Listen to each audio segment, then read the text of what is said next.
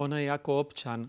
Teraz si predstavte, že vy ste redaktor TA3 a boli by ste 4, bývali by ste zrovna v tých Košiciach, tak vy keby ste išli, alebo oni keď idú, tak vy ste občania, vy keď niekoho vidíte, že pácha trestný čin, vy mu môžete obmedziť osobnú slobodu, ale musíte hneď zavolať hliadku policajného zboru a odovzdať jeho.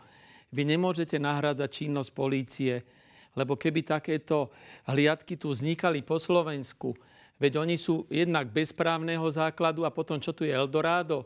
Že tu budú chodiť ľudia a vykonávať právo?